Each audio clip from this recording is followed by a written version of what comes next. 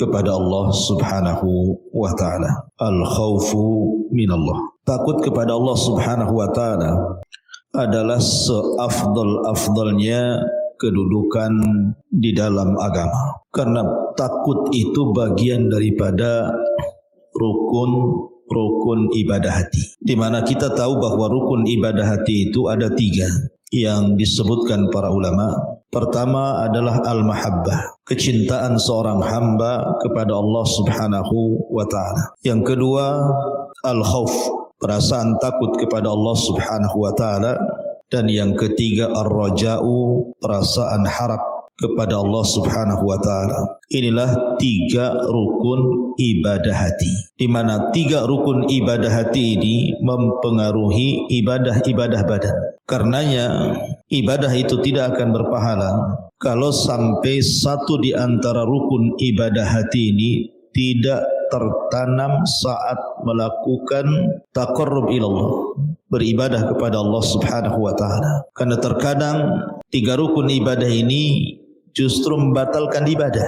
Seperti cinta harusnya diberikan kepada Allah, malah diberikan kepada selain Allah. Begitu juga takut harusnya diberikan kepada Allah, malah diberikan kepada selain Allah. Begitu juga harapan yang harusnya mengharap kepada Allah, malah diberikan kepada selain Allah. Makanya 3 ibadah hati ini menentukan diterima dan berpahalanya sebuah ibadah. Jadi pembahasan ini penting sekali, karena ibadah itu sesuatu yang kita lakukan setiap hari. Baik ibadah hati, ibadah lisan, ibadah badan, ibadah harta, dan begitu seterusnya. Itu berhajat kepada 3 perkara ini. Lah di siang hari ini kita akan membahas satu di antara rukun ibadah hati, al-khaufu minallah, takut kepada Allah Subhanahu wa taala. Di dalam Al-Qur'anul Karim Allah Subhanahu wa taala berfirman di sini, "Innama dzalikumus syaitan yukhawwifu awliya'ah fala takhafuhum wa khafuni in kuntum mu'minin." Allah Subhanahu wa taala mengatakan itulah syaitan yang senantiasa menakut-nakuti wali-walinya, maka janganlah takut kepada mereka, akan tetapi takutlah kepadaku jika kalian orang-orang yang beriman. Al-Imran 175. Pada ayat ini Allah Subhanahu wa taala memerintahkan kepada kita untuk mengalahkan takut yang diberikan kepada selain Allah harus diberikan kepada Allah. Dahulu di zaman Nabi SAW, Nabi dan para sahabat pernah diancam oleh orang-orang kafir Quraisy, dan ancaman itu tidak main-main. Karena orang-orang Quraisy ketika mereka merasa menang di perang Uhud dan kaum muslimin mengalami kekalahan yang telak, sampai 70 sahabat menjadi syuhada di perang Uhud. Sampai-sampai Nabi SAW dihabarkan mati di perang ini, sehingga para sahabat banyak yang tunggang langgang. Akhirnya kemudian tersebar kabar bahwa Nabi SAW masih hidup. Kabar kematian Nabi SAW tidak benar, karena ketika itu ada seorang sahabat namanya Mus'ab ibn Umair. Itu satu di antara 7 syuhada Uhud yang gugur di perang Uhud. Itu perawakannya mirip dengan Nabi. Jadi ketika dia gugur di perang ini, orang menyangka bahwa mereka telah membunuh Nabi, padahal yang dibunuh bukan Nabi. Sehingga kemudian menjadikan kaum muslimin akhirnya mengalami kekalahan. Salah satunya juga karena para pemanah yang ditempatkan Rasul itu kemudian turun, tergiur dengan ghanimah yang ada di bawah. Intinya bahwa dalam peperangan ini kaum muslimin kalah dan mengalami kerugian yang banyak. Akhirnya mereka pun pulang ke Madinah. Ketika kemudian orang-orang musyrik merasa menang di perang Uhud, akhirnya orang-orang musyrik mempersiapkan pasukan besar dan mengajak berperang di sebuah tempat namanya Hamr al-Asad, yang ketika itu pemimpin kaum musyrikin dipimpin Abi Sufyan. Kemudian menitipkan pesan kepada seseorang, katakan kepada Muhammad dan orang-orangnya bahwa kami orang-orang musyrik sudah mempersiapkan pasukan besar yang bisa menghabisi kalian. Jadi Abi Sufyan dan orang-orangnya berusaha menakut-nakuti Rasul dan kaum muslimin dengan pasukan besar, dengan kekuatan, dengan jumlah, peralatan perang, dan begitu seterusnya. Sampailah kemudian penitip pesan ini kepada Nabi sallallahu alaihi wasallam. Hal ini digambarkan di dalam surah Al-Imran ayat 107-nya. alladzina qala lakumun nasu innan nasa qad jama'u lakum fahsyauhum. Ketika ada orang-orang yang mengatakan kepadanya, orang-orang Quraisy telah mengumpulkan pasukan untuk menyerang kalian, karena itulah takutlah kepada mereka. Ketika kemudian penitip pesan ini sampai kepada Rasul dan mengatakan seperti itu, bahwa manusia, maksudnya orang-orang musyrik, sudah berkumpul banyak dengan kekuatan yang luar biasa, mereka hendak menuju Madinah dan menyerang Nabi SAW dan para sahabatnya. Maka ketika itu banyak sebagian para sahabat yang ketakutan. Dari sini Allah Subhanahu wa taala menggambarkan innama dzalikumus syaitan yukhawwifu awliya'a fala takhafuhum wa khafuni in kuntum mu'minin. Sesungguhnya mereka hanyalah setan yang menakut-nakuti kamu dengan teman-teman setianya. Karena itu janganlah kamu takut kepada mereka, tapi takutlah kepadaku, kata Allah, jika kamu orang-orang yang benar. Ketika itu Nabi SAW kemudian berusaha menenangkan para sahabat Nabi SAW dan mengajarkan bahwa tidak ada di dunia ini yang berhak ditakuti kecuali Allah Subhanahu wa taala. Apa kata Nabi SAW? Hasbunallah wa ni'mal wakil. Hasbunallah wa ni'mal wakil.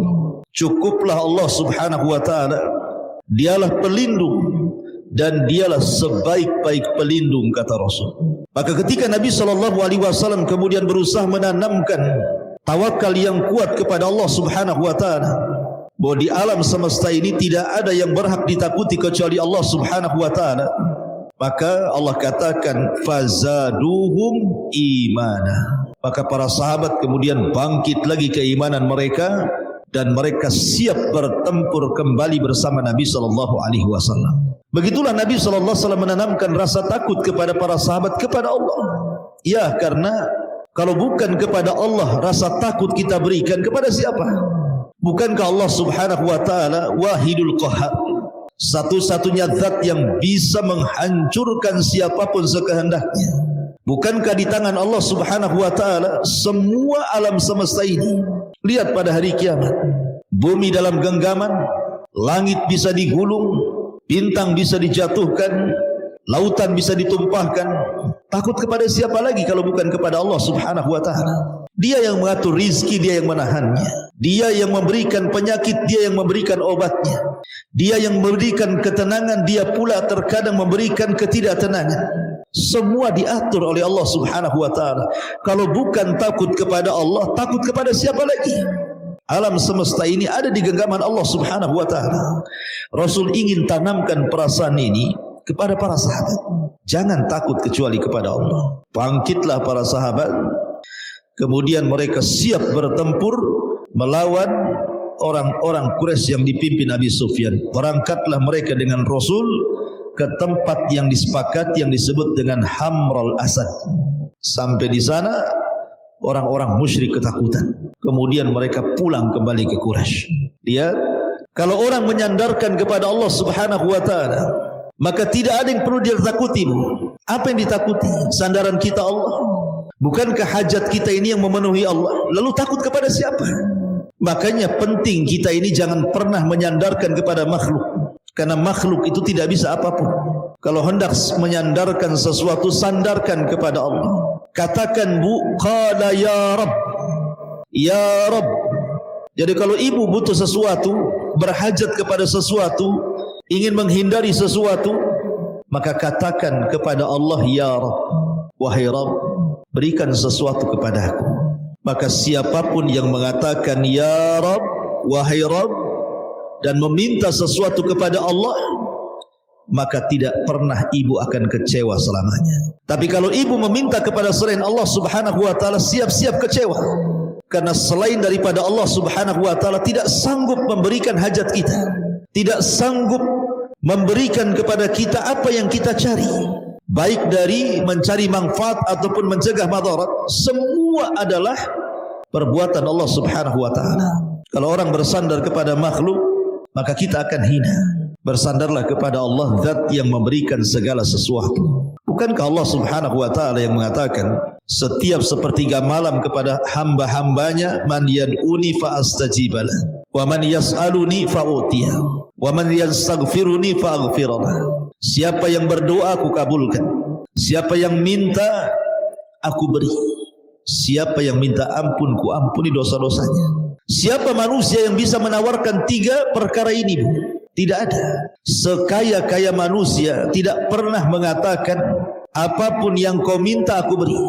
Sehebat apapun manusia tidak pernah mengatakan berdoalah kepada aku ku kabulkan permintaanmu. Serahmat apapun manusia, ketika ada orang bersalah kepadanya kemudian minta ampun, belum tentu dia memberikan ampunannya. Hanya Allah yang bisa mengijabah doa, memberikan permintaan dan mengampuni setiap manusia yang berdosa walaupun dosanya melambung ke langit.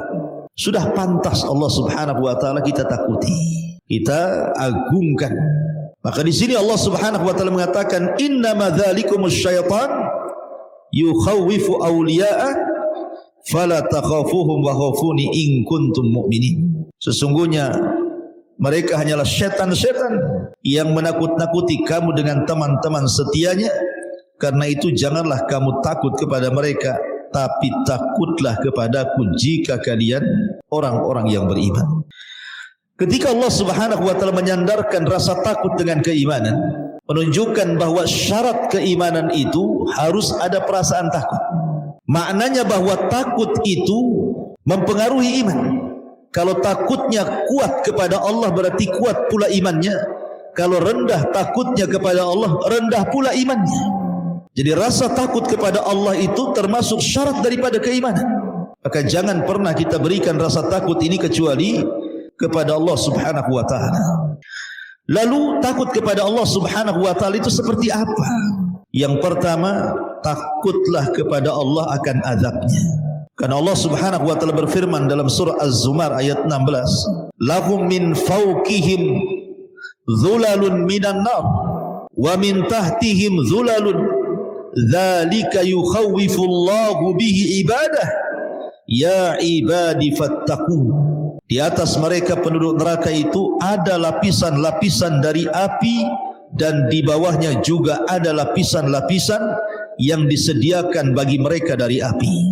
Demikianlah Allah mengancam hamba-hambanya dengan azab itu. Wahai hamba-hambaku, maka takutlah kepadaku. Takut akan azab. Karena azab Allah Subhanahu wa taala kalau sudah menimpa siapapun, tidak mungkin ada orang yang selamat dari azab Allah. Nuh alaihi salatu wassalam sangat berharap anaknya Kan'an masuk ke perahunya. Sampai-sampai Nuh mengatakan, irkam ma'ana, ya bunayyarkam ma'ana. Wahai anakku, naiklah ke perahu, selamatku nanti. Tetapi Kan'an yang kufur merasa bisa menyelamatkan dirinya dari azab Allah dan mengatakan, sa'awi ilal jabal, tidak wahai bapakku, aku tidak akan bergabung dengan engkau. Aku akan naik ke gunung yang tinggi, tidak mungkin tufan ini akan mengenai diriku. Dia tidak paham, dia sedang berhadapan dengan siapa si Kan'an ini. Yang dihadapi itu Allah, bukan banjir. Walaupun dia mengatakan sa'awi ilal jabal, saya akan naik ke gunung, ya'simuni minal ma', bisa menjaga diriku dari bahtera tufan ini. Nuh mengingatkan berkali-kali, la asimal yaum, nak, tidak ada yang selamat hari ini, nak. Nuh berusaha mengatakan kepada anaknya, tidak ada yang selamat nak hari ini, masuk nak ke perahu. Tapi Kan'an terus saja menyingkir dan menjauh dari ayahandanya yang hendak menyelamatkannya. Akhirnya Allah Subhanahu wa taala mengatakan, sudah tinggalkan Nuh, innahu laisa min ahlik, itu bukan keluargamu, tinggalkan, dia orang kafir. Akhirnya Nuh juga meninggalkan Kan'an yang sedang naik di atas ketinggian. Dia tidak sangka bahwa azab Allah itu sangat pedih. Akhirnya kemudian bahtera banjir pun menggulung semua manusia sampai di atas bukit dan di atas gunung. Tidak ada yang selamat, termasuk Kan'an tenggelam dan mati kena tufan azab bagi kaum Nuh alaihi salatu wassalam. Ya, karena azab Allah Subhanahu wa taala itu sangat pedih. Maka kita harus takut dengan azab Allah Subhanahu wa taala. Dan jangan merasa aman dari azab Allah. Betapa banyak orang-orang yang merasa aman dari azab Allah, tiba-tiba azab sampai kepada mereka. Ingat, manusia boleh membuat makar, tapi Allah juga punya makar. dan sebaik-baik makarlah makar Allah Subhanahu wa taala. Sehebat apapun manusia menghindar dari azab Allah, tetap saja azab Allah akan sampai kepada mereka. Dan terkadang azab Allah itu ditimpakan saat manusia sedang lalai. Lihat di negeri kita, Bu, sebuah percontohan saja. Apabila Allah Subhanahu wa taala murka, kemudian Allah Subhanahu wa taala membuat gunung meletus, membuat bumi bergetar dengan gempanya, membuat luapan api sehingga menjadi tsunami.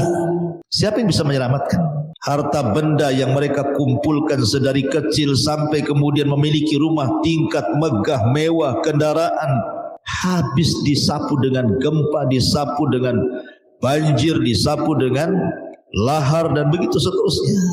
Tidak ada yang bisa menyelamatkan kecuali Allah. Karena Allah itu idza arada syai'an an yaqula lahu kun fayakun. Kalau Allah menghendaki sesuatu, Allah tidak tinggal katakan jadi, ya. Maka sudah sepatutnya kita takut dengan azab Allah Subhanahu wa taala. Kemudian juga takut akan maksiat yang dilakukannya. Harusnya kalau orang bermaksiat itu tanamkan rasa takut. Setiap maksiat itu pasti ada madarat yang akan menimpanya. Karena kaidah agama itu setiap perintah pasti ada maslahat, setiap larangan pasti ada madarat. Maka maksiat itu bagian daripada larangan, pasti ada madarat. Perhatikan, Bu, sabda Nabi sallallahu alaihi wasallam. Ketika Nabi sallallahu alaihi wasallam berceramah kepada orang-orang Muhajirin, kata Nabi sallallahu alaihi wasallam, "Wahai Muhajirin, khamsun khamsu hisalin idza btulibtum bihinna fa'udzu billahi an yudrikuhun atau an tudrikuhun. Khamsu hisalin idza btulibtum, apabila kalian terkena 5 musibah, apabila terkena kalian, maka aku berlindung kepada Allah Subhanahu wa taala 5 perkara ini jangan sampai menimpa kalian. Nabi SAW menggambarkan beberapa perkara yang menyangkut dengan maksiat dan akibat maksiat. Apa kata Nabi? Lam tadharil fahishatu fi qaumin qat.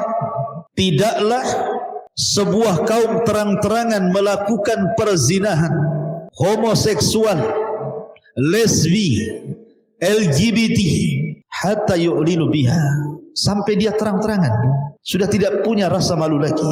Apa kata Rasul? Illa fasha fihimut ta'un wal auja allati lam takun madat fi aslafihimul ladzina madaw. Maka akan ditimpakan kepada orang-orang tersebut penyakit ta'un atau penyakit-penyakit yang belum pernah terjadi sebelumnya. Setiap maksiat itu ada efek dan dampaknya.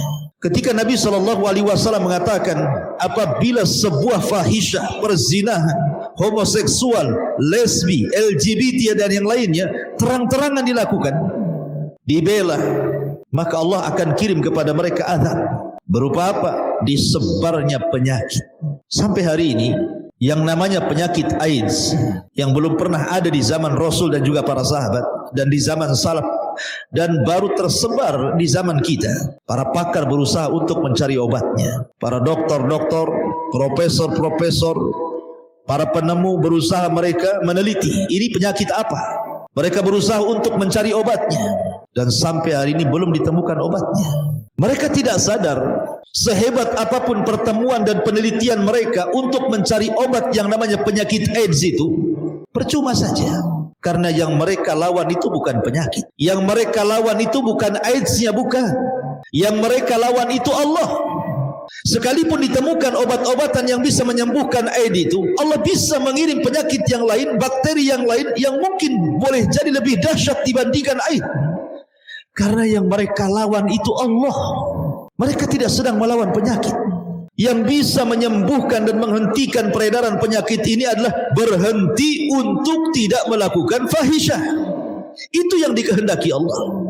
Berhenti untuk tidak berzina, berhenti untuk tidak homoseksual, berhenti untuk tidak lesbi, berhenti untuk bergabung dengan LGBT.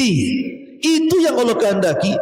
Bukan kemudian maksiat ini dibiarkan, muncul penyakit, diobati penyakitnya, enggak akan ketemu obatnya. Sekalipun ketemu, didatangkan penyakit yang lebih parah dari itu. Sekali lagi, bahwa mereka sedang menghadapi Allah, bukan sedang menghadapi penyakit.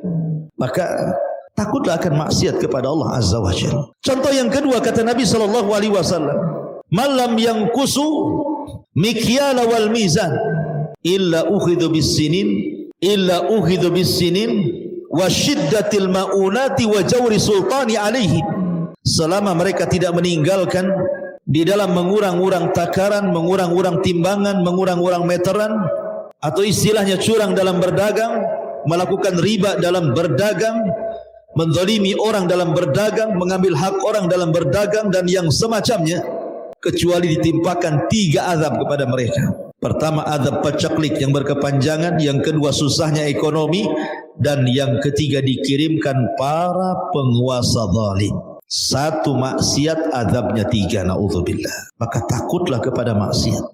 Karena 1 orang bermaksiat, Bu, terkadang yang terkena imbasnya itu bukan orang yang maksiat saja, bisa 1 kampung. Saya contohkan, ada kisah Israiliyat di zaman Nabi Musa. Di zaman Nabi Musa alaihi salatu wassalam, pernah terjadi pacaklik hebat, tidak turun hujan. Akhirnya kemudian Nabi Musa mengumpulkan Bani Israel di tanah lapang. Musa pun berdoa kepada Allah Subhanahu wa taala agar Allah Subhanahu wa taala menurunkan hujannya. Tetapi bukannya turun hujan, awan itu semakin memutih, tidak ada tanda-tanda hujan. Padahal Musa itu kalimur rahman. Musa itu orang yang banyak berdialog dengan Allah, dekat dia dengan Allah. Tetapi untuk hari itu Allah tidak kabulkan permintaannya. Musa heran, kemudian berusaha bertanya kepada Allah Azza wa Jalla, ada apa? Kenapa salat istisqanya dia dan Bani Israel tidak dikabulkan? Maka Allah Subhanahu wa taala mengatakan, ya Musa, kenapa aku tidak kabulkan? Karena fikum rajulun asallaha arba'ina sanatan. Karena di tengah-tengah Bani Israel yang kau kumpulkan di tanah lapang itu ada 1 orang, kata Allah, ahli maksiat. 40 tahun dia bermaksiat dan belum bertobat. Kata Musa mengatakan, sebutkan ya Rabb namanya, aku akan usir dia, sebab dia akhirnya engkau tidak turunkan hujan, katanya. Maka Allah Subhanahu wa taala mengatakan, tidak mungkin saya sebutkan ya Musa, ini privasi. Kau tinggal sebut saja di hadapan mereka. Berteriaklah, siapa yang bermaksiat 40 tahun tolong keluar. Maka Musa pun kemudian berteriak di depan Bani Israel dan mengatakan, man minkum rajulun asallaha arba'ina sanatan fakhruj. Siapa di antara kalian yang pernah bermaksiat 40 tahun dan tidak tobat, keluar kau dari sini. Bani Israel satu dengan yang lainnya saling menatap, saling melihat. Siapa kira-kira di antara mereka? Rupanya ada 1 orang yang merasa dengan ucapan Nabi Musa itu terkena kepada dirinya. Dengan malunya dia menunduk ke tanah. Kemudian dia tarik serbannya menutupi wajahnya. Kemudian dia mengatakan dalam hatinya, ya Rabb, aku sudah 40 tahun bermaksiat kepadamu. Engkau tutup aibku. Apakah hari ini kau akan bongkar aibku? Aku sudah 40 tahun bermaksiat ya Rabb. Aku belum bertobat. Dan engkau tutup aibku di hadapan manusia. Apakah hari ini engkau akan membongkar aibku ya Rabb? Maka dia mengatakan, tubtu ilaika ya Rabb, tubtu ilaika ya Rabb. Aku bertobat kepadamu ya Rabb, aku bertobat kepadamu ya Rabb. Ketika dia mengucapkan kalimat itu, tubtu ilaika ya Rabb, aku bertobat kepadamu ya Rabb, tiba-tiba langit gelap dan tiba-tiba turun hujan. Nabi Musa heran. Kan belum keluar orang yang bermaksiat 40 tahun itu di tengah-tengah Bani Israel yang sedang salat istisqa. Kenapa Allah sudah kabulkan? Maka Musa mengatakan, ya Rabb, bukankah syarat engkau menurunkan hujan? Aku harus mengeluarkan 1 orang yang bermaksiat 40 tahun. Orang itu belum keluar. Kenapa kau sudah hujani kami, katanya. Maka Allah mengatakan, ya Musa, dia sudah bertobat. Ya Musa, dia sudah bertobat kepada aku. Kemudian Musa mengatakan, ya Rabb, beritahu siapa namanya, mana orangnya, tunjukkan batang hidungnya kepada aku. Maka Allah mengatakan, ya Musa, waktu dia bermaksiat 40 tahun ku tutup aibnya. Sekarang dia sudah bertobat, ku bongkar aibnya. Tidak wahai Musa, tidak. Allah rahim. Lihat, 1 orang bermaksiat, 1 kampung Bani Israel terkena imbasnya. Maka hendaklah seseorang takut terhadap maksiat kepada Allah Subhanahu wa taala, karena akan mengakibatkan bencana besar. yang bukan hanya menimpa orang yang bermaksiat, tetapi orang-orang baik pun terkena imbasnya. Kemudian juga di antara takut kepada Allah adalah takut terjerumus kembali kepada kesesatan yang mungkin dia sudah mendapatkan hidayah. Jadi mungkin ibu dulunya tidak sholat, kemudian dapat hidayah, akhirnya mulai sholat. Dulu tidak pernah puasa Ramadan, akhirnya dapat hidayah, jadilah dia puasa Ramadan. Orang kaya yang tidak pernah haji, tersentuh hidayah, akhirnya haji, akhirnya zakat, dan begitu seterusnya. Yang durhaka kepada orang tua, akhirnya birrul walidain. Kalau Allah Subhanahu wa Ta'ala sudah menyapa dengan hidayah, maka pertahankan hidayah itu. Karena hidayah itu mahal harganya, tidak dijual di pasar. Kalau hidayah dijual di pasar, orang kaya yang dapat hidayah, orang miskin tersesat. Tapi hidayah itu hak mutlak milik Allah, diberikan kepada siapa yang dikehendakinya. Maka jaga hidayah itu. Dan takut kalau seandainya hidayah yang sudah kita dapatkan ini tiba-tiba kemudian futur. Makanya Nabi mengajarkan satu doa kepada kita, ya muqallibal qulub tsabbit qalbi ala dini. Wahai zat yang bolak-balikan hati, tetapkan hatiku di atas agama, di atas ketaatan kepadamu. Terus minta keistiqomahan.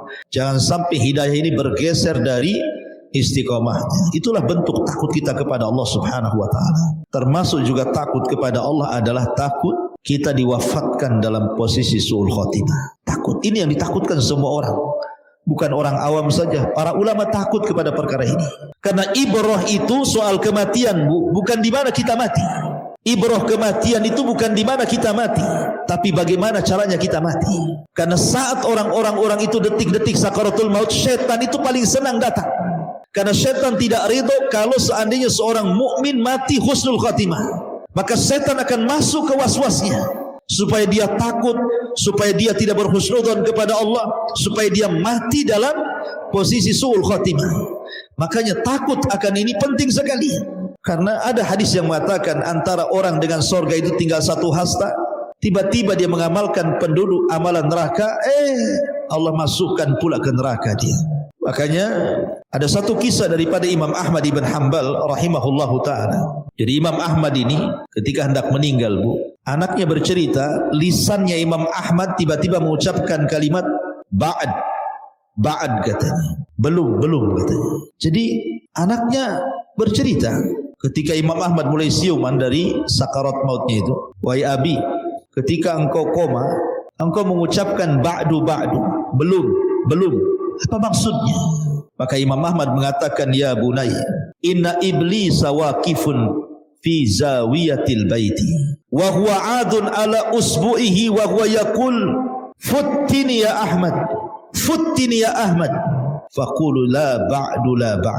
Wahai anakku, sesungguhnya iblis sedang berada di sudut rumah dan dia sedang menggigit jari-jarinya dan dia berkata, engkau telah lolos dariku ya Ahmad, engkau telah lolos dariku ya Ahmad. Maka Imam Ahmad mengatakan belum. Lihat bagaimana iblis berusaha menggoda Imam Ahmad agar dia ujub akan keimanan dan ketakwaannya saat ditutup akhir hidupnya. Tapi Imam Ahmad mengatakan belum. Lihat, sekelas Imam Ahmad, imam ahli sunnah, pencetus mazhab Hambali yang tidak diragukan kealimannya, tidak lepas daripada syaitan berusaha untuk menyesatkan saat detik wafatnya, apalagi kita ya. Oleh karena itulah maka kita berdoa kepada Allah Subhanahu wa Ta'ala setiap hari agar kita diwafatkan dalam posisi husnul khatimah. Ma'asyiral muslimat yang dimuliakan Allah Subhanahu wa Ta'ala, takut itu ulama membagi menjadi 4 macam. Ada takut yang disebut dengan takut ibadah. Waliman khafa maqama rabbih jannatan. Dan bagi yang takut kepada Rabbnya, maka Allah berikan kepadanya 2 istana di sorga. Dan takut ibadah itu seperti takut yang sudah saya jelaskan tadi. Kemudian yang kedua, inilah yang jadi pembahasan, takut yang mengantarkan kepada syirkul akbar. Hati-hati, takut yang mengantarkan kepada syirik besar, yang disebut oleh para ulama sebagai khaufus sirri, takut yang sifatnya rahasia, yang terselubung dalam sanubari manusia. Dan dijelaskan para ulama, wa huwa an yakhafa min ghairillahi min wasanin aw taghutin aw yusibuhu bima yaqra. Takut takut terselubung, tersembunyi dalam hati adalah seseorang yang takut kepada selain Allah, baik dari berhala, dari patung, dari sesembahan, dari taghut, takut menimpa sesuatu yang ia tidak suka. Jadi kalau seandainya kemudian orang takut kepada berhala, orang takut kepada selain daripada Allah Azza wa Jalla, takut kuburan, takut pohon, takut lembah, takut selain daripada Allah. Seperti orang dulu gitu ya. Di tempat saya sana di Majalengka itu sering saya ceritakan, Bu, ada pohon namanya pohon beringin. Terus semakin gede, makin banyak janggutnya, itu makin ditakuti itu. Apalagi kalau tempatnya itu di pinggir-pinggir jurang, Bu. Kadang-kadang orang enggak berani lewat di situ karena takut sama pohon. Sehingga terkadang orang lewat di situ karena takut kemudian ada penunggunya menimpakan sesuatu kepada dia. Terkadang dikasih sesajen tuh. Taruh sesajen di situ, dikasih lilin, dikasih beras. Ya, cemana masaknya ya jinnya itu, kasih beras pula kan. Kasih beras, kasih telur, kasih minyak teri gitu kan. Karena takut kalau kualat. Bahkan di mana itu di Jawa Tengah itu ya. Ada satu pohon itu yang kalau kita datang, itu katanya kalau seseorang kemudian berjalannya itu mundur itu membelakangi tidak boleh tuh. Jadi harus mundur gitu. Kalau enggak kualat katanya itu. Ini kan ada itu pohon yang dikeramatkan seperti itu. Jadi tidak perlu takut. Ya. Makanya kenapa kalau orang itu hidupnya menyandarkan diri kepada Allah, enggak perlu takut sama pohon. Pohon itu tidak bisa apa-apa, Bu. Tidak perlu takut sama kuburan orang yang sudah mati. Orang mati itu tidak bisa apa-apa. Lihatlah ibu kalau tetangga meninggal tuh, tengok bisa apa dia? Gerak pun tidak. Saya itu lebih takut sama orang hidup, Bu. Kalau orang hidup saya pukul, dia pukul balik, Bu. Kalau orang mati diinjak-injak pun diam saja dia. Kenapa takut sama orang mati? Aneh orang ini ya. Orang mati ditakuti. Orang mati tidak bisa apa-apa. Orang mati itu ruhnya sudah nggak ada. Kalau dibiarkan 1 minggu udah busuk tuh badannya. Kalau dimasukkan ke dalam tanah sudah dimakan cacing tanah dia. Lalu kenapa takut sama kuburan? Takut sama orang mati? Kalau sampai takut ini kemudian menusuk sampai sanubari ibu gitu ya, takut betul sehingga melebihi takutnya kepada Allah, hati-hati, ini bisa sampai syirik besar. Tidak boleh. Makanya saya heran kadang-kadang ada orang yang di rumah ketakutan dengan rumahnya sendiri. Aneh. Dia tinggal di rumah situ, takut sama rumahnya. Wah, rumah saya ini angker kayaknya nih. Mau ke dapur saja bulu kuduk merinding semua. Akhirnya apa? Besoknya datang ke dukun. Didatangkan dukun ke rumah. Suruh dibersihkan, bersih-bersih rumah katanya. Apa yang dibersihkan, Bu? Bersih rumah itu pakai sapu, bukan pakai dukun. Ya. Kalau ingin bersihkan rumah ya dipel, disapu. Datang dukun pula ke rumah, bersih-bersih. Apa yang mau dibersihkan? Yang ada dukun itu ngotori rumah. Kadang-kadang bau ular yang ibu nggak tahu diletakkan ular di situ. Rupanya dukun settingan pula situ. Jadi takut-takut yang seperti ini yang bahaya. Kenapa kemudian pengarang ini mencantumkan kitab ini? Inilah tujuannya, agar kita jangan takut kecuali kepada Allah. Kemudian yang ketiga, ada takut tapi tidak mengantarkan kepada kesyirikan, tetapi bisa mengantarkan kepada dosa besar. Sesuatu yang diharamkan, seperti umpamanya di zaman jahiliyah. Orang-orang jahiliyah itu sebagian mereka membunuh anaknya. Salah satunya adalah karena takut tidak bisa ngasih makan. Makanya Allah Subhanahu wa taala turunkan Al-Qur'an, "Nahnu narzuqukum wa iyyahum." Kami loh yang kasih rezeki kalian dan anak kalian. Kenapa kalian bunuh anak kalian? Dan rupanya tradisi jahiliyah itu bukan di zaman jahiliyah saja terjadi. Betapa banyak hari ini yang membuang anak kan, Bu. Saya pernah mendengar ada ibu bunuh diri, seorang ibu bunuh diri karena ditinggal pergi sama suaminya. Jadi sebelum ibunya bunuh diri, anak-anaknya suruh minum racun, bayi-bayinya itu suruh minum racun, Bu. Mati semua. Ibunya mati, 3 anaknya mati, yang bayinya pun mati. Habis itu dia naruh surat untuk suaminya. Dan isi surat itu, isinya dari awal sampai akhir takut masalah ekonomi. Ini takut yang mengakibatkan hal yang haram. Akhirnya bunuh diri kan. Dosa besar bunuh diri. Membunuh lagi anaknya dibunuh dia. Na'udzubillah. Apa yang coba yang akan dihadapkan dia dengan Allah? Kalau mungkin dia saja yang bunuh diri, dia akan bertanggung jawab dirinya kepada Allah. Tapi kalau dia membunuh juga orang lain, maka Allah katakan wal mau'udatu su'ilat bi ayyi dzambin kutilat. Bayi yang mereka bunuh itu akan datang menghadap Allah. Tangan kanannya memegang kepalanya, tangan kirinya memegang ibu yang membunuhnya. Kemudian bayi ini akan mengatakan, "Ya Rabb, sal hadza lima qatalani. Ya Rabb, tanya ibuku kenapa lah dia bunuh aku. Coba bayangkan, ada orang seperti itu karena takut kan. Ini takut maksiat tidak boleh. Memang tidak sampai kepada syirik, tetapi ini dosa besar. Ya. Kemudian yang keempat, inilah takut yang sifatnya mubah. Tabiatlah manusia juga punya rasa takut. Takut diancam tetangga bawa pisau gitu ya. Tiba-tiba pulang ada ular, takut sama ular. Takut sama harimau, takut sama api kan dekat-dekat dia terbakar. Itu takut tabiat, tidak ada masalah. Ya, takut sama setan pun Bu, kalau tidak mengantarkan kepada hal-hal yang haram atau syirik nggak masalah ibu.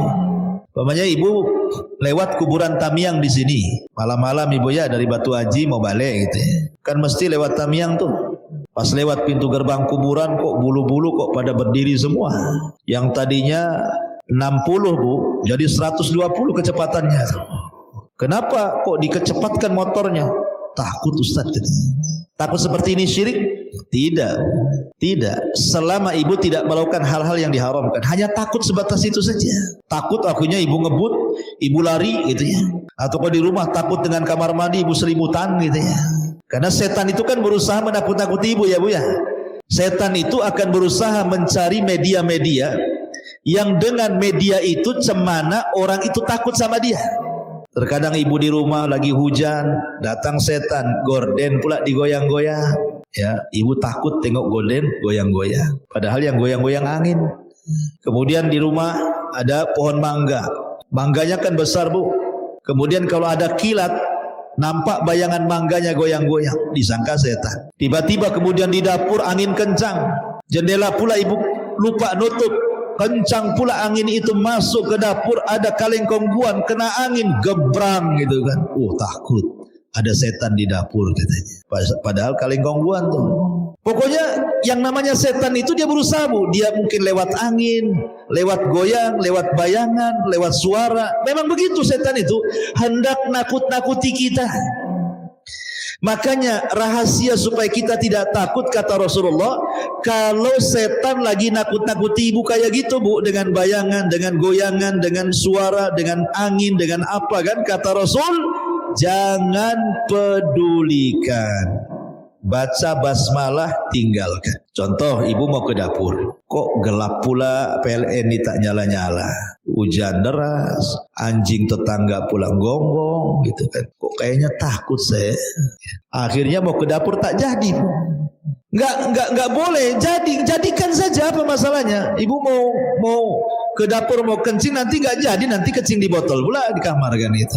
Kamar mandinya di dapur. Enggak usah pedulikan. Ke dapur saja, bismillah. Begitu. Kalau ibu enggak pedulikan mereka dan baca bismillah, masuk ke kamar mandi, enggak akan terjadi apa-apa Bu. Enggak akan terjadi apa-apa. Asal itu yang diucapkan dan tidak perlu banyak dialog. Cukup baca basmalah Bu. Enggak perlu siapa di dapur? Enggak ada apa-apa. Enggak ada di rumah ibu kan siapa yang tahu? Ya ibu lah yang tahu. Paling ada anaknya, ada suaminya. Ngapain teriak-teriak di dapur?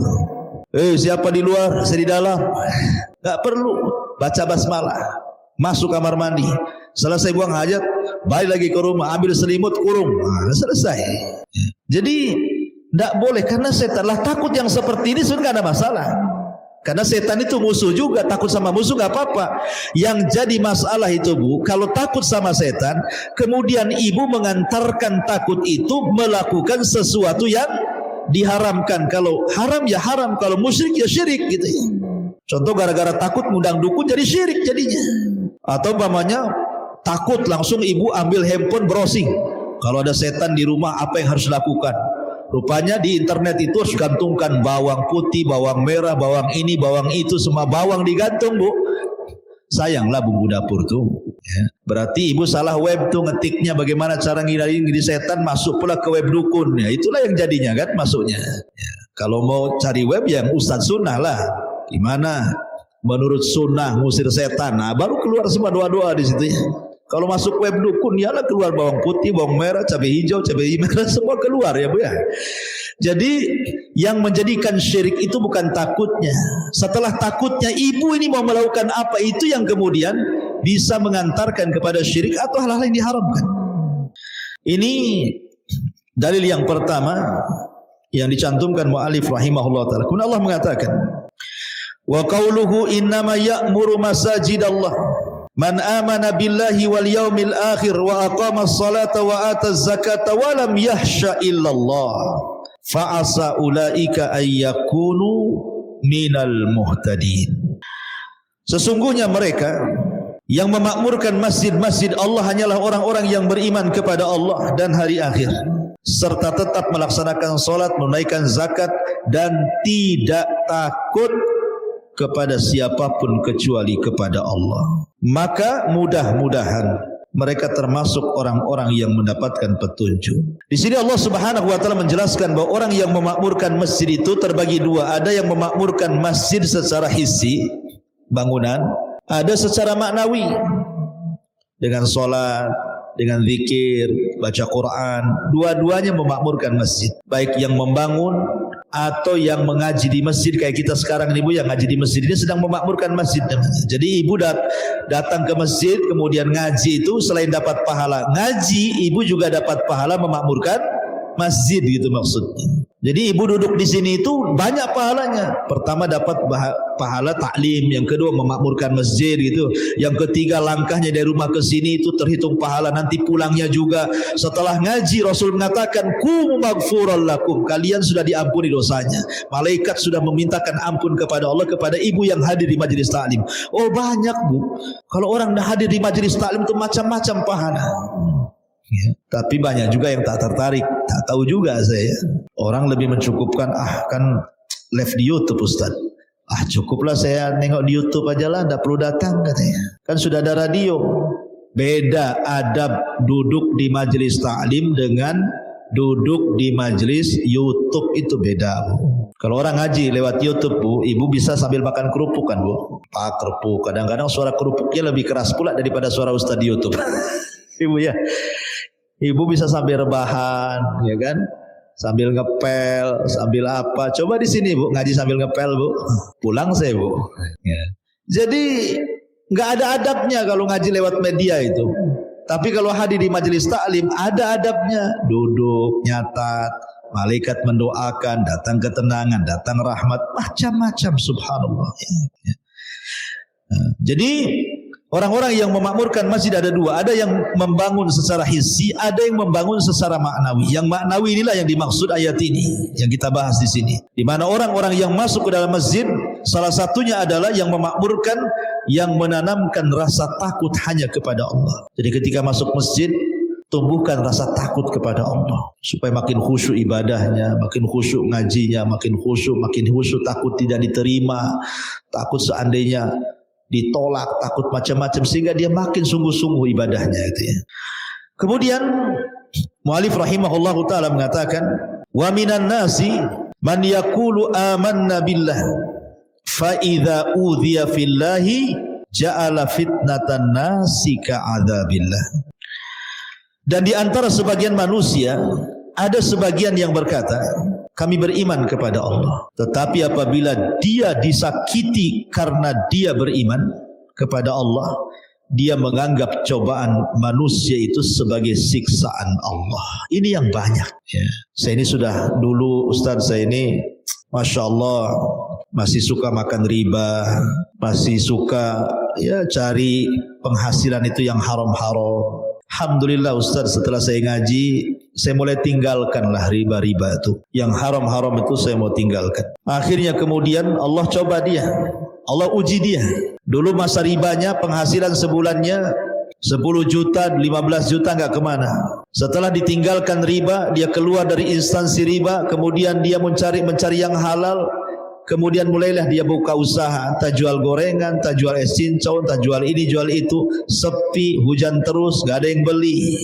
Mulai dia berpikir, kok susah kali lah hidup ini. Kayaknya sedang diuji, sedang diazab saya sama Allah ini. Akhirnya mulai dia terpikir, setan masuk. Coba saya dulu gak keluar, sudah enak. Balik lagi ke riba tuh. Otaknya itu pengen balik lagi ke situ. Cobalah dulu saya enggak keluar ya, saya tergesa-gesa, mesti saya enggak seperti dulu. Berpikir dulu nih harusnya keluar itu. Jangan langsung main keluar, tahu-tahu seperti ini hidup saya susah. Gitu, Pak. Itulah sebagian manusia gitu, Bu. Ya, persis seperti yang difirmankan Allah Azza wa Jalla itu. Jadi ada orang-orang yang mengatakan kami beriman kepada Allah, tetapi apabila dia disakiti karena dia beriman kepada Allah, dia menganggap cobaan manusia itu sebagai azab Allah. Ya. Jadi kalau kita sudah mengaku beriman, mengaku muslim, mengaku mukmin, mengaku sudah hijrah, sudah sunnah, maka jadikan setiap cobaan Allah Azza wa Jalla itu bagian daripada mengangkat derajat dan menghapus dosa.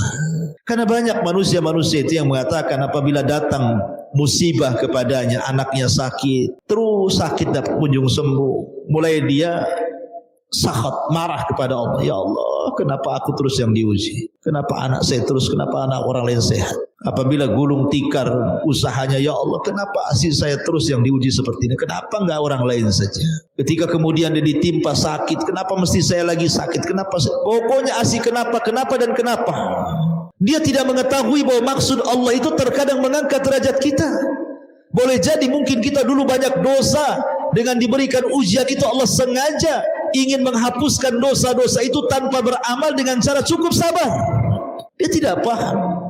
Karena terkadang juga ada surga yang tidak bisa diraih dengan solat, dengan puasa, dengan zakat, dengan zikir, baca Quran, hanya bisa diraih dengan sabar. Jadi ada surga itu yang hanya bisa diraih dengan sabar. Ada dosa yang hanya bisa digugurkan dengan sabar. Harusnya kan terpikir ke situ. Ya, jadi ada orang-orang yang ketakutan dengan ekonomi, ketakutan dengan kesehatan, ketakutan dengan nasib dia masa depan. Akhirnya kemudian dia menyalahkan Allah Subhanahu wa taala. Jangan. Ya. Kemudian karena manusia itu bagaimanapun tidak mungkin dibiarkan, pasti diuji ya. Karena dunia ini tempat darul bala, tempat ujian. Ada 3 perkara tidak mungkin lepas bagi manusia. 1, manusia ini tidak pernah istirahat. 2, manusia tidak mungkin didiamkan dari ucapan manusia. 3, manusia pasti akan mengalami kematian. 3 perkara tidak mungkin lepas dari manusia, Bu. Saya ulangi, 1, manusia tidak mungkin istirahat. Enggak mungkin Bu ibu istirahat. Habis orang ini selesai ngomongin kita, Bu, besok dia ngomongin orang. Yang ngomongin ini datang lagi ngomongin lagi. Pindah rumah dia musuhnya beda lagi. Dia juga ngomongin saya. Mau pindah ke mana? Mau ke hutan sendirian? Biar serigala monyet itu kan enggak ngomongin ibu gitu ya. Siapa bilang? Orang kampung yang ibu di situ ngomongin. Jangan-jangan sudah gila udah pergi ke hutan Ustaz gitu. Diomongin juga, Bu. Jangan kira ibu di hutan sendiri gak ada yang ngomongin. Oh, mungkin lebih parah lagi, itu sudah gila, punya penyakit jiwa loh itu. Kenapa? Uzlah dia di tengah hutan tuh, kawannya sama ular katanya. Tidak ada manusia itu lepas dari omongan manusia. Sabar ya. Orang itu tidak bisa istirahat, Bu. Pasti diuji. Makanya perlu sabar. Itulah sabar sebenarnya pahala yang paling besar, yang tidak ada batas pahalanya ya. Orang ini tidak akan lepas dari ujian manusia. Taib. Kemudian Nabi SAW mengatakan, diriwayatkan secara marfu dari Abu Sa'id Al-Khudri radhiyallahu anhu bahwa Rasul bersabda, "Inna min dha'fil yakin an turdiyan nas bi sakhatillah wa an tahmadahum ala rizqillah wa an tadhimmahum ala ma lam yu'tikallah. Inna rizqallah la yajurruhu hirsu harisin wa la yarudduhu kurhu karihin." Sesungguhnya termasuk lemahnya keyakinan adalah jika kamu mencari ridha manusia dengan kemurkaan Allah dan memuji mereka atas rizki yang Allah berikan kepadamu. Subhanallah, Bu ya. Terkadang ada orang-orang yang mencari ridha manusia tetapi membuat Allah murka kan? Ada orang-orang yang mencari ridha manusia tapi Allah murka, menjilat pada orang, ya kan? Gak peduli Allah murka, gak peduli. Yang penting dia senang sama saya. Kadang-kadang nyogo, rasuah, korupsi dan begitu seterusnya, Bu. Yang penting lulus ini, lulus ujian sana, lulus ujian kerja, lulus ujian. Yang penting happy hidupnya, tapi Allah murka padanya, dia enggak sadar tuh. Ya kan? Ataupun sebaliknya memuji mereka atas rezeki yang Allah berikan kepadamu. Kalau ada orang yang kasih pekerjaan kepada kita, bukan syukur kepada Allah, syukur pula kepada yang ngasih kerjaan. Ada tuh orang kayak gitu. Kemudian wa antadimmuhum ala ma lam yu'tikallah innar rizqallah la yajurruhu hirsu harisin wa la yarudduhu kurhu karihin. Dan mencela mereka atas dasar sesuatu yang belum diberikan Allah kepadamu melalui mereka. Ingat, sesungguhnya rizki Allah tidak dapat didatangkan oleh ketamakan orang tamak, dan tidak pula digagalkan oleh kebencian orang yang benci. Allah itu kalau sudah ngasih rizki, satu dunia menghalangi tidak bisa. Kalau Allah hendak mencegah rizki, satu dunia hendak memberikan tidak mungkin bisa, karena sudah ditakdirkan. Orang kalau yakin dengan takdir, Bu, nggak akan takut hidup itu. Ada nikmat tidak terlalu senang, tak ada nikmat pun tak terlalu sedih. Sudah ditakdirkan semuanya. Ya. Ada yang membenci dia, hatinya tetap tenang. Ada yang memuji dia, hatinya tetap tenang. Orang yang berakal itu pujian dengan celaan sama saja. Dikasih nikmat, alhamdulillah. Tidak dikasih nikmat, ya introspeksi diri. Ada apa dengan saya? Ya, jadi itu penting menanamkan rasa aman gitu ya, agar tidak takut kecuali kepada Allah Subhanahu wa taala. Ma'asyiral muslimat yang dimuliakan Allah Azza wa Jalla. Kemudian yang terakhir adalah wasiat Aisyah radhiyallahu anha kepada Ummul Mukminin. Jadi Muawiyah suatu ketika menulis surat kepada Aisyah radhiyallahu anha dan meminta agar Aisyah menasihati dirinya. Nah, di antara nasihat Aisyah radhiyallahu anha dijelaskan di sini, manil tamasa ridallah bi sakhatin nas kafahullahu mu'natan nas wa manil tamasa ridan nas bi sakhatillah wakalahullahu ilan nas wassalamu alaikum. Barang siapa yang mencari keridhaan Allah sekalipun memperoleh kemurkaan manusia, Allah akan mencukupkan dia dari ketergantungan kepada manusia. Dan barang siapa yang mencari keridhaan manusia dengan mendatangkan kemurkaan Allah, maka Allah akan menjadikannya bergantung kepada manusia. Ingat, yang namanya redha seluruh manusia itu sesuatu yang tidak mungkin bisa dicapai. Kita tidak mungkin mencari manusia senang sama kita. Pasti di antara manusia itu ada yang benci dengan kita. Orang berbuat baik saja tidak semua suka, ada juga yang tidak suka kan, Bu, ya kan? Apalagi orang berbuat jahat. Oleh karena itulah maka sandarkan hidup kepada Allah. Saya yakin ibu tidak akan merasa takut kecuali kepada Allah Subhanahu wa ta'ala. Walaupun satu dunia mau menyakiti ibu tidak mungkin terjadi kalau belum dicatat di Lauhil Mahfuz. Satu dunia mau memberikan madarat kepada ibu pun tidak mungkin terjadi kecuali sudah dicatat di Lauhil Mahfuz. Wallahu a'lam bishawab. Inilah pembahasan takut kepada Allah Subhanahu wa ta'ala.